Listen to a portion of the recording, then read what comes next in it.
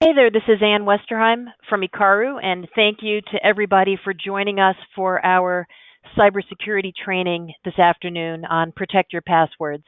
And just got the audio check from Nancy, so hopefully everybody on the line can hear us.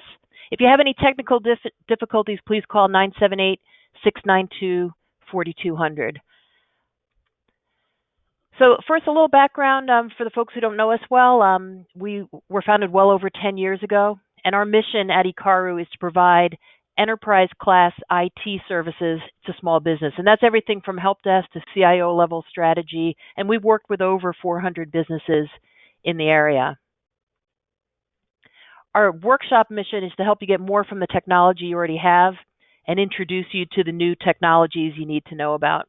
And for call clarity, this is a listen-only call, but you can check in with Nancy or just email us later if you have any questions that come up. So password management, the case we want to make today is to really get folks to consider the importance of password management in your cybersecurity plan. And the message is, you may not have a password management problem, but someone in your organization does have a problem. And if you remember, at the beginning of this year, there was a horrific false alarm for incoming missiles in Hawaii, and folks were panicked. They were climbing under manhole covers to protect their families. It was a really scary event, and after something like this turned out to be a false alarm, and after something like this happens, people start looking at everything when there's an investigation. And here's an article that came up. This was actually months prior to when the event happened. But here's a picture of the guy in the Hawaiian Emergency Response Agency, and he's just posing for a picture. It was another article unrelated to this. And when you zoom in, he's got a password on on a Post-it taped to his computer monitor. And this is such a common practice. Now, this particular password didn't have anything to do with what happened during that false alarm, but you can imagine when everything is unearthed and every stone is looked under, you really don't want this to happen in your organization. So what we want to communicate today is the importance of password management as part of your cybersecurity plan. And one thing, just as a starting point, the world has changed. Okay, there's no going back. I know sometimes that we love technology at Ikaru, and I know not everyone is as enamored with technology as we are.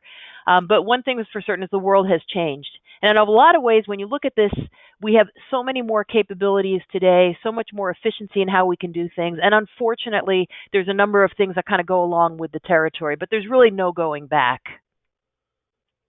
Security stakes are getting higher. So these are some of the headlines. Whenever we do training, we bring this up. You can't open up the news, look at the news, read a paper without coming across some sort of breach or threat that's going on. In the case of WannaCry last year, lives were put at risk when hospitals had to be shut down, emergency rooms shut down, ambulances turned away in Great Britain. So this is just something we're going to just see more and more of it. There's no going back on this. And one of the things we really want to make a point on, it's local. So a lot of times folks will see the headlines, okay, Target got breached, yes, Sony got breached, I get that, but nobody's after me. Well, here's a school district, this happened just about 2 months ago in Leominster, Mass, where CryptoLocker was installed at the school district in Leominster, and the police in that case said they actually didn't even investigate. They said it's impossible to solve. So they didn't have an adequate backup. A lot of things went wrong here, but one of the key points is to remember, you might see the headlines and think stuff is happening with big companies far away, but it's all over the place.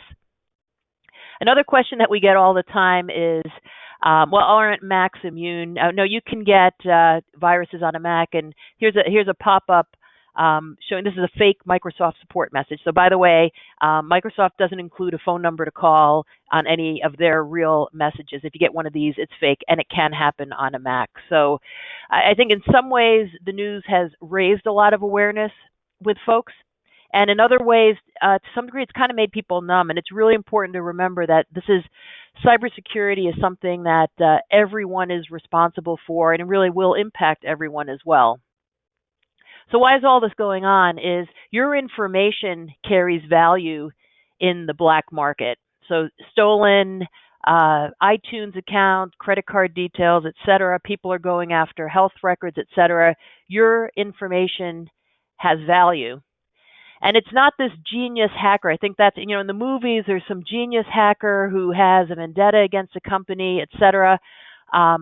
It's not the genius hacker who's after you. Folks can just buy software. They buy it on the dark web, so it's all illegal, but it's readily available to folks, and they buy it software as a service, just like you might use Salesforce or other online software for your business to make your business more efficient. The bad actors also have software to make their work more efficient. So it's not a computer genius who's targeting an individual. These are just automated programs that are just going to go after all the low-hanging fruit.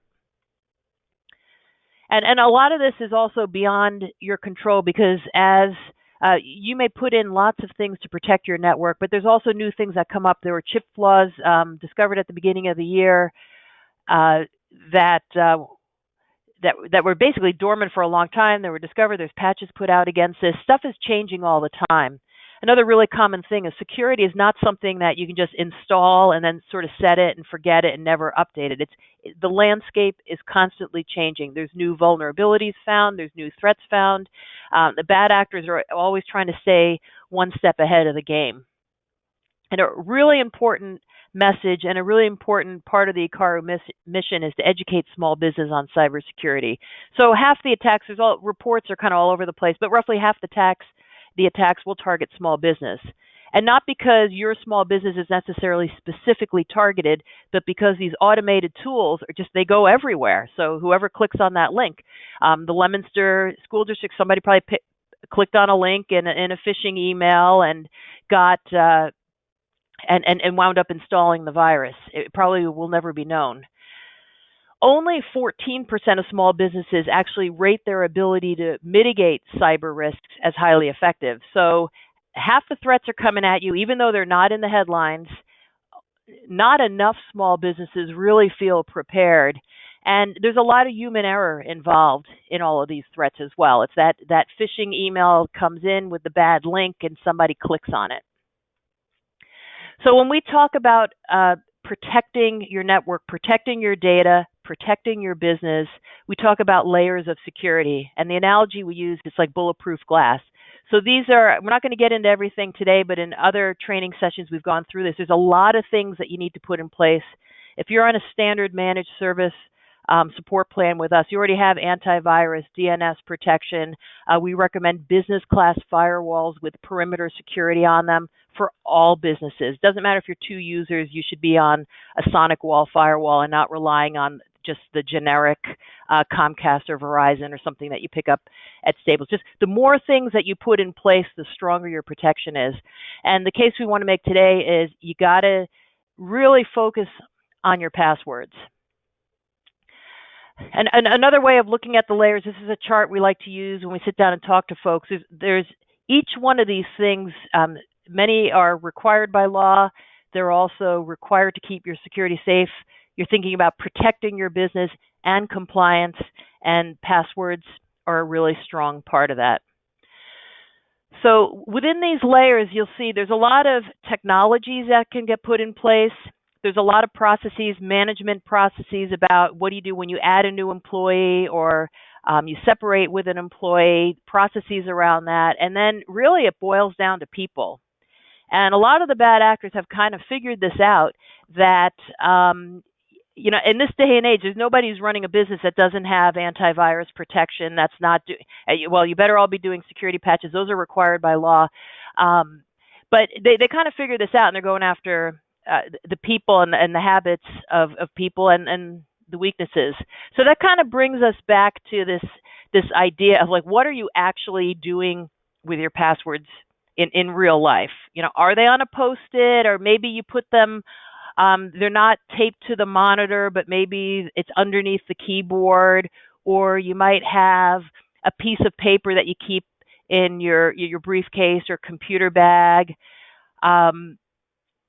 Really take an honest look, and I think this is a great subject if you have a staff meeting to just kind of get people to talk about their passwords not to reveal their passwords, but what are you actually doing in real life? Because I think people know what they're supposed to do, but someone, it might not be you. Maybe you have a secure way of keeping track of your passwords, et cetera, and you're using strong passwords, but it just takes one person in your organization to have a password, and guaranteed that person's there. So one of the really interesting things that occurs when there's a breach, sometimes they'll publish the list of passwords. So all these breaches that you read about in the headlines, occasionally they'll actually just publish what the passwords are. And it makes for interesting reading because you can get the top 20 list of all passwords. And the passwords that people use are kind of ridiculous when you look at it. If you look at this list, these are the most popular passwords. There's different rankings, but 1, 2, 3, 4, 5, 6, the most popular password. Next most possible is 1, 2, 3, 4, 5. These are not strong passwords, but they're widely used, and that's because people can remember them.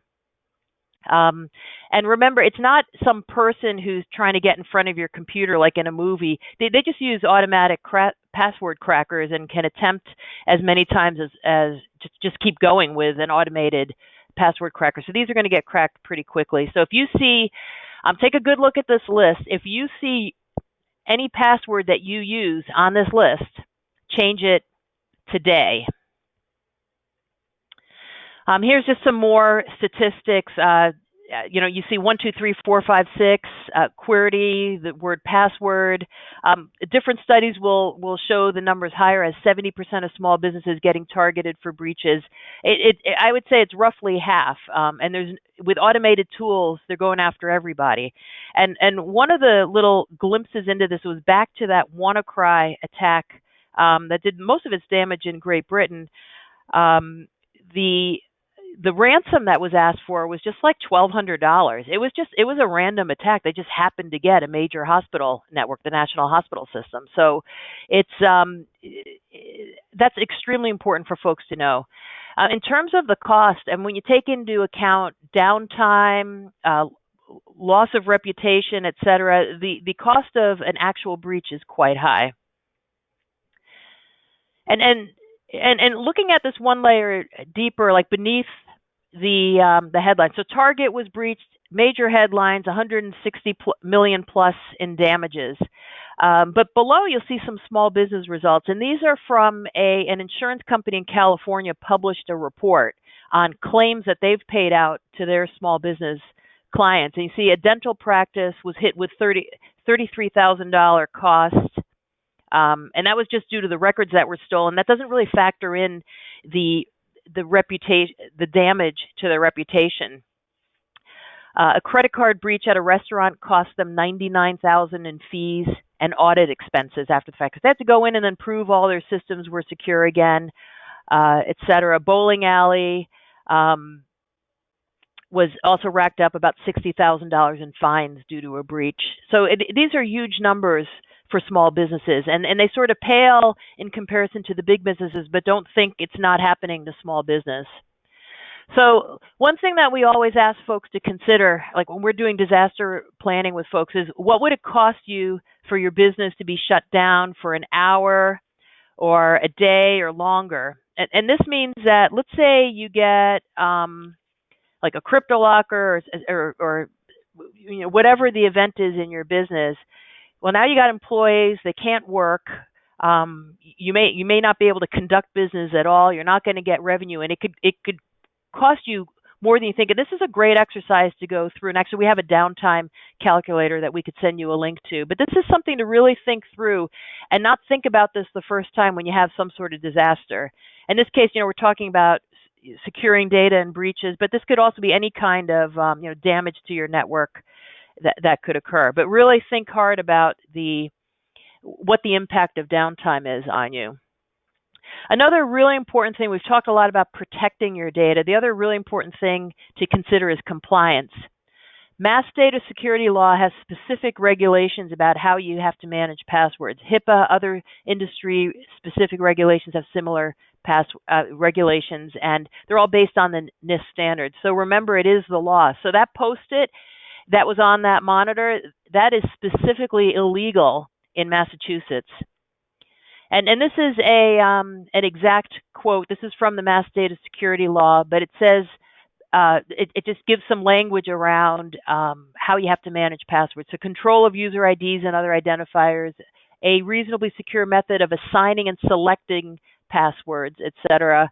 Control of data security passwords so that they are kept in a location and in a format that does not compromise the security of the data they protect. And that's sort of a long way of saying no post-its. Also restricting access to active users, active user accounts only. So this is important to revisit, because it's not just like, yeah, I know I should be doing that. It is required by law for any systems that have access to protected information. About 10% of passwords are either password or 1, 2, 3, 4, 5, 6. So what happens in real life? So these are some of the common mistakes that people have. People just share passwords. Oh, I just need to get into this quickly. Can you just give me your password? And folks sharing them around. And it's good employees who want to be efficient, who want to get their work done, who wind up sharing passwords in ways that aren't secure. Or sending them over unsecured email, like, hey, here's your username, here's your password. Or storing the Post-it notes, Excel files, writing them down. The other really common one is folks using the same passwords for all their different applications, et cetera. So that's something to really watch for. So what are the best practices? Okay, so using a strong password, make it complex. We used to say 8 characters. You want to see 12 characters. That should be uppercase letters, lowercase letters, numbers, and special characters. Very important. Use a unique password for every account that you use. For example, when LinkedIn was recently breached, they've been breached many times over the years. If you use that password on another file, somebody's got your username and password, the easiest thing, and these are, we do dark web scans for clients who've requested them, and you can actually see real passwords come up on that. So if your password on LinkedIn was breached and it's out there, it's on the dark web, and you use it somewhere else, you're vulnerable. A password that's unique, you need to be able to remember these passwords. Don't auto-save. We get this question a lot. Should you have your browser memorize your password? No, it's just stored in there. It's not really secure. Really talk about educating employees on password security. Different passwords for all applications, strong passwords, storing them securely. And then we really, if you look at the whole list of what the best practices are, right? So complex password, 8 to 12 characters, a different password for every account. And this is kind of surprising, but when you think about it, wow, this is true. For most of us, that's more than 50 accounts. If you think about it, you might have multiple banks, got payroll system. It really adds up. You've got your social media accounts, your email password. When you add it all up, that's a lot of passwords to remember, and really it's not realistic. So that's really the stuff that you're supposed to do to keep your data secure just really is impossible. How are you going to memorize 50 strong passwords? And that's why we recommend using a password manager. So we, in our line of work, we use a platform called MyGlue, which is a SOC compliant platform. I just want to show it's a SOC compliant platform, and what it is a password vault. And now we can roll this out to end users too. So whether you use MyGlue or another tool, we really strongly advise you to get on a password manager, because it really is impossible to memorize 50 plus strong passwords. And you're going to wind up, and if it's not you, you might have a rock solid way of keeping this locked up and secure, etc. But all it takes is there's going to be somebody in your organization who's not doing this. And we've talked to users. We work with hundreds of businesses, thousands of users, and we've seen people who use 3-character passwords that are pretty easy to guess. And we tell them, oh, you can't do this over and over again. We want to install password controls within Active Directory to force them to change every 90 days, et cetera. But ultimately, you're dealing with humans, and you may not have control over all the passwords that your employees may set and how they store them. So really strongly recommend that you use a password manager. So MyGlue is the one that we recommend. It's kind of an offshoot of the the massive vault that we use, MyGlue. And one of the things it does is it makes it easy to collaborate, share passwords where it's appropriate to share them, store them securely with two-factor authentication. So like when we log in, we have to put in a username and password, and then we have a 6-digit code that's randomly generated and changes every 30 seconds. So that means nobody else can get in. And it's the same security on MyGlue, which is more of a like a small business version of that. And there's also a mobile app that goes with it. So this is it's SOC 2 compliant, etc. But I want to show you, this is what it looks like. Again, strongly recommend that you come up with a way of securely managing your passwords. There's multiple ways to do this. We recommend using MyGlue, giving it a look. But effectively what you have in here is it's a way of storing your passwords. It's just a screenshot, and if the demo gods are willing, I'm about to log in live and I'll show you. But let's see if I already have it logged in advance. So this is the same screen that I just showed you a second ago. So this is a password. So I can click on this. This is all fake data. It's a demo account. But in Business Bank of America, I have a username. I have a password. I can say show the password. So that will show me the password. And then I can show who has access to this password. That's my fake account. It's just me. If I go back to my passwords, I can look at, okay, the company Facebook page. I just want to pull that up, and I see, okay, me and Tony have access to that one. I can put some notes in here. So, for example, let's say you have people who enter and leave your organization. You can share out that password, or you could take it back. If for some reason you had to change the password, you could change the password, and then everybody has access to the new password. So this kind of prevents you from doing some really common password mistakes, like, oh yeah, got to post this right now. Can you just email me the password? I don't have it. That's the kind of thing people do. Just want to see if you want to. I have to minimize my screen here, but can't get to the upper right-hand corner. Oh, door alarm. That shows the password for the door alarm. And I just want to show one more thing quickly before getting back to the presentation. Under documents, you can actually also create documents that people need to share. I just put in this fake one in here, but if you go to you can store information as well that people need to share. Kind of the main thing is the passwords, creating them, sharing them securely, and being able to rapidly change them and rapidly taking away access when you need to take away that access. So that's kind of in a nutshell what it does. Okay, and we're getting close to trying to keep this to about 30 minutes. So let's get back in here to the presentation. So it's pretty simple. It's transparent. Again, there's other options out there. We just strongly recommend that if you don't have a specified company way of truly managing your passwords, somebody in your organization is going to have some pretty bad practices. Okay, and you have full control over the passwords as well. So if you did, the site license is $50 for up to 25 users. If for folks who do want to sign up at end of June, you get July for free. So that's the link. If anybody's interested in this, again, lots of different ways to do this. We recommend that you consciously have a securely managed way to deal with your passwords. So kind of getting back to the whole security picture,